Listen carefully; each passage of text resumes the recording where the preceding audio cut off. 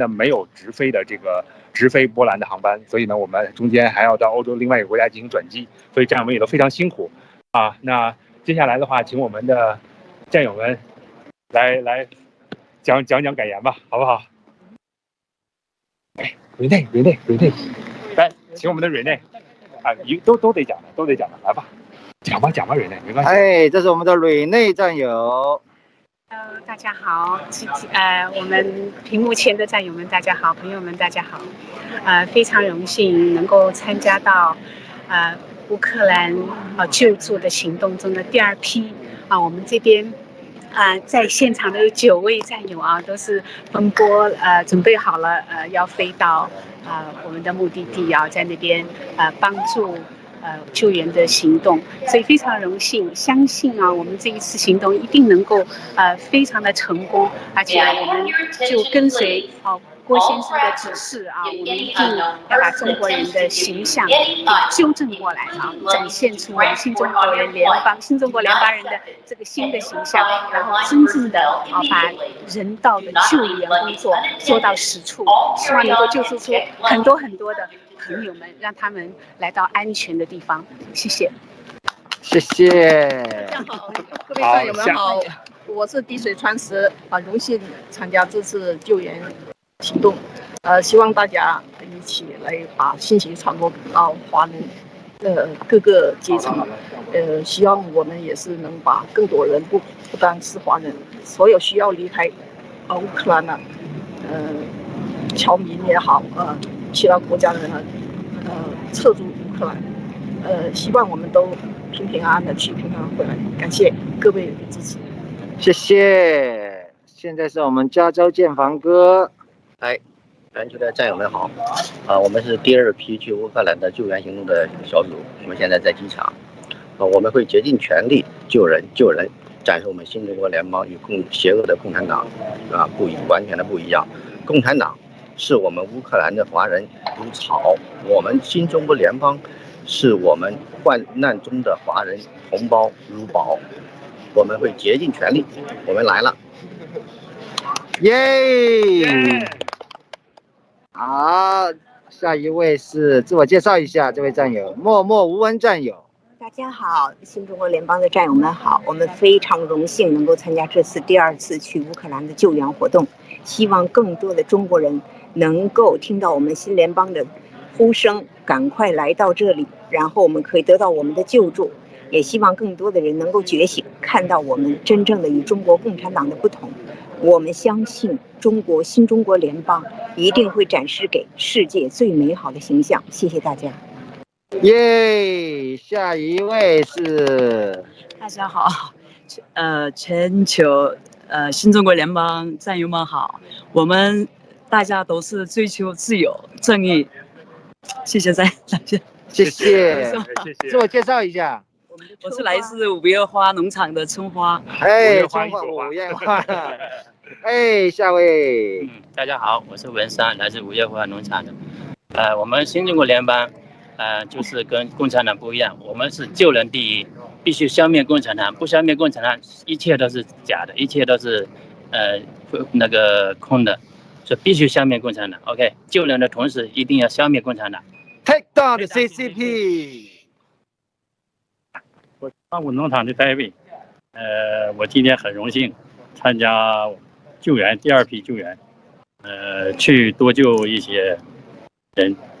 Take down CCP， 谢谢。CCP， 好，我来举着你的好，下面我们有请我们的摄影师兼理发师兼各位大师，把口罩戴一下。好嘞，哎，大家好，我是 LMG， 这一次很荣幸能跟所有的战友9位战友一起去乌克兰前线救助我们的同胞，还有救助所有的我们关爱我们的人，我们关爱的人把他们救出这个危险的地方，所以我们会尽我们的力量做到能救多少救多少。好，谢谢大家，期待我们好消息。好，谢谢各位战友哈。那确实也是这样，来，我再说两句。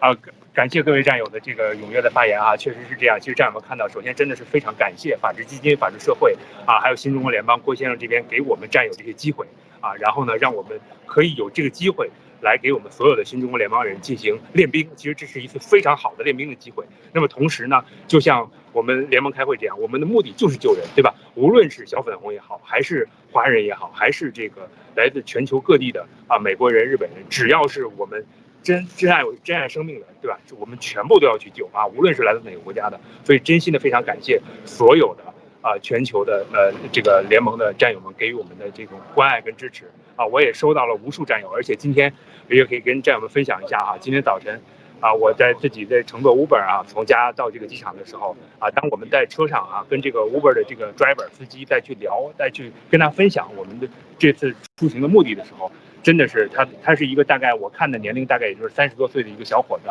一个白人，可以说真的是溢美之词溢于言表，可以看得出来他非常非常的惊讶我这次这个出行的目的我也跟他们在讲，我们这次呢就是要 rescue many people of whatever the country right， 我们就要到我们该去的地方，到前线去，我们就要拯救更多的战友们，拯救更多的华人，拯救更多的这个来自全球各地的人。好，谢谢。哇哦，这个故事很振奋人心的故事，大家加油。好的，那我们来自洛杉矶前线的报道就到此，好不好？谢谢。哎，好，谢谢前线的战友，就看到你们觉得非常亲切。谢谢。哎，可以听到吗？听得到。哎，也是非常谢谢你们后台的支持。哎，非常激动，非常感动。对，那我就是还问，像那天我问的问题一样，就是不知道大家的心情如何，就可以用一个字来形容一下现在你这个此时此刻的一个心情嘛，马上要奔赴前线。那小李哥，您可以组织一下吗？就一个人大概说上。好啊。哎，谢谢。来，你的心情，哎，咱们从这边开始吧。David，这今天非常兴奋，去救所有受困的人。好，谢谢 David。激动和感动，非常兴奋激动。好嘞，非常激动和期待。很荣幸这样的任务。人的生命贵重于一切。一个字，一句话也可以了。就是觉得非常荣幸能够参加这样一次救援的跟随郭先生我们爆料跟非常非常的荣幸，谢谢。好，来，我来转给我们的摄影师。好，你来用全力以赴。来，我来。如果要用一个词来总结的话，我觉得真的是感恩吧。感恩所有的全球的这个战友们，谢谢。非常好，非常好。我们的飞机大概多久要起飞？对我们大概还有不到半个小时就登机了就登机了。谢谢后方的战友的全力支持，也谢谢我们这一批第二批去乌克兰的所有的战友。好，谢谢大家，谢谢观众，非常非常感谢，谢谢，一定要注意安全，保重谢谢大家。会的。谢谢小新一路顺风。好，谢谢。走音。Russia's offensive tonight is growing more indiscriminate and destructive, raining down on Ukrainian towns and cities. This is the aftermath of a missile attack on the police headquarters in Kharkiv, a besieged eastern city about the size of Philadelphia. The city is surrounded. The mayor says there's been massive destruction. The UN says nearly 230 Ukrainian civilians have been killed so far.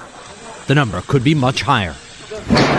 Just outside the capital, Russia attacked a residential neighborhood. Rescuers scrambled to search for survivors. Yesterday, Russia attacked Kiev's television tower. It's right next to the city's historic Babin Yar Holocaust Memorial. Russia claims its goal now is to overthrow Ukraine's government, calling it a new Nazi regime.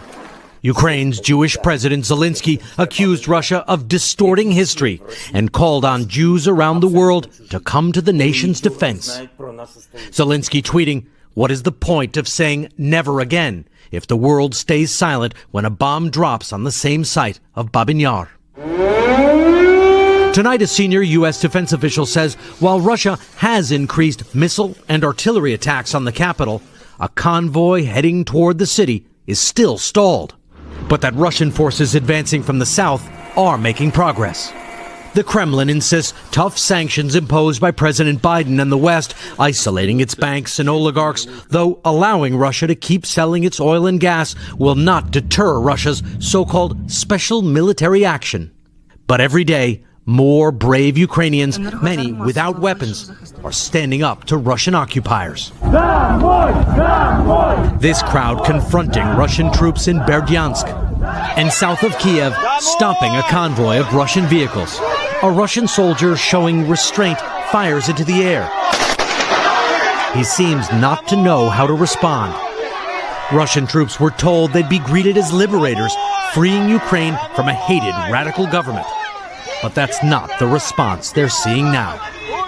Both Ukraine and Russia have agreed to a second attempt at peace talks. But here in Kiev, they're not optimistic about a ceasefire. The mayor telling residents to stock up and be ready.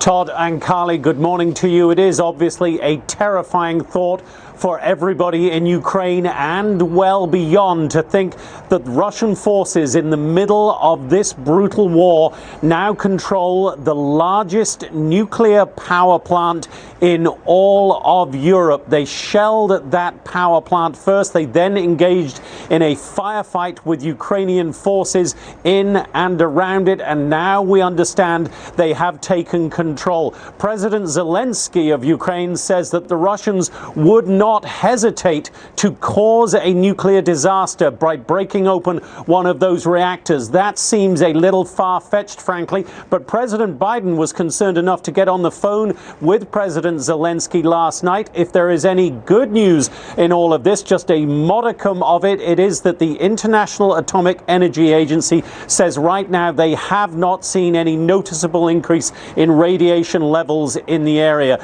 In the meantime, the Russians appear to continue to target civilian structures, not just the military structures that they claim they have been targeting. The Ukrainian officials have put out photographs and video of what they say is a school destroyed by Russian artillery shelling. So this goes on in a brutal fashion, and there is quite simply, Todd and Carly, no end in sight.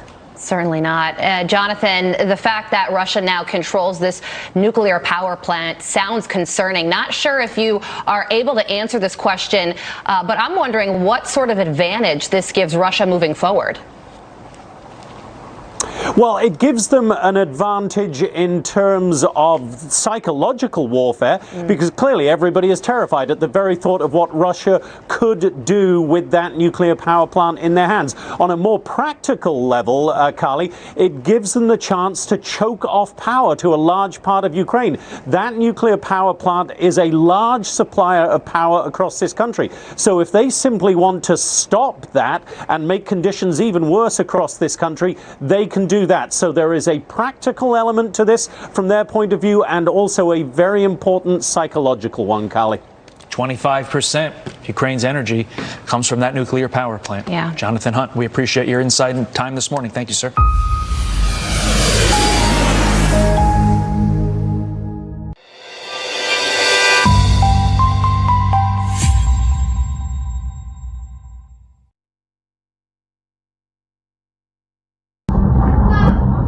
Бегом.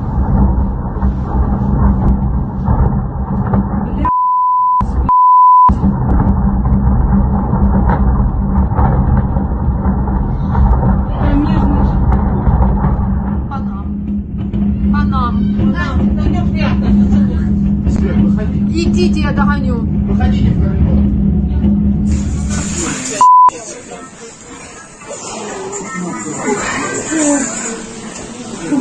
Да, женщине 2 ноги оторвал. Извини, это хозяюшка. Горячий. 28 февраля. Только что попали в дома. Твари. Гореть вам в аду русские. Вот так доблестные соседи стреляют по жилым домам. Вот, смотрите, блядь. Поскольку попытка наступления с земли, она проваливается, наземной операции, и Харьков ожесточенно в том числе сопротивляется, Россия переходит к старой тактике, применявшейся и в Чечне, и в Сирии, когда сначала почву для наземного наступления более активно подготавливает артиллерия и авиация. То есть прямо сейчас в эти минуты те, кто наблюдает за соцсетями, может видеть, как обстреливают Харьков из ракетных систем залпового огня. Это, в первую очередь, означает, что будет еще больше жертв среди гражданского населения, потому что и ракеты, и бомбы неуправляемые, неизбирательные. Даже если там изначально наводились на какой-нибудь там объект украинской армии, попасть только в него невозможно.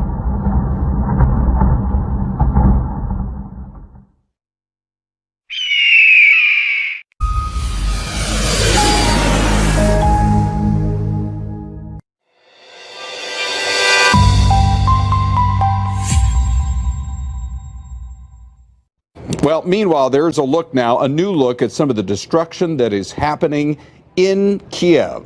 Aerial footage showing the city, parts of it just destroyed from some of the shelling. And many residents are having, obviously, to leave town. Look at these apartment buildings. It's unbelievable. And so this morning we're told that frequent shelling has been heard, although more distant in recent days. The loud thudding that can be heard, the air raid sirens that go off almost on a minute-by-minute basis. Vladimir Putin is trying to control the talking points, banning media outlets from using the term war when talking about the ongoing attacks. At least 2 independent Russian news outlets that refuse to share his talking points have been forced off the air this morning. And in an effort to intimidate journalists, the Russian parliament has just passed a new rule that basically puts a 15-year prison sentence on anyone who reports, quote, fake news. At least the way they view it. Guys.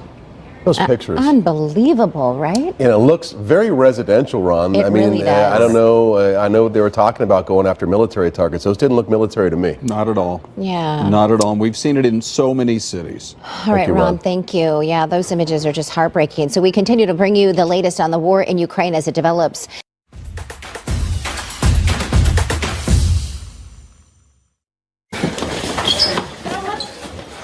An indiscriminate war. Kirill's just 18 months old. Doctors battle to save him. Agony for his mother and stepfather as they wait. But there's nothing the medics can do. Devastation. Why couldn't they save him, his mother cries. The toddler was killed on Friday as Russian forces bombarded the southern city of Mariupol. Others also wounded. A humanitarian corridor was meant to be opened here today and in the nearby city of Volnovakha, but a limited ceasefire never held. The man who unleashed the invasion now playing the victim after Western allies punished Russia in response with unprecedented economic sanctions. These are methods of fighting against Russia. These sanctions that you can see are equivalent of war, but thankfully it has not come to an actual war. But we understand what these threats are about. But it's Vladimir Putin's forces making the menacing moves. These images from Russia's defense ministry show troops outside Kiev and attacking from the air. It's a military threat that was meant to halt briefly in parts of southern Ukraine to allow civilians safe passage out of harm's way. But the effort had to be halted. Humanitarian corridors must work today, Mariupol and Volnovakha, to save people, women, children, the elderly, to give food and medicine to those who remain.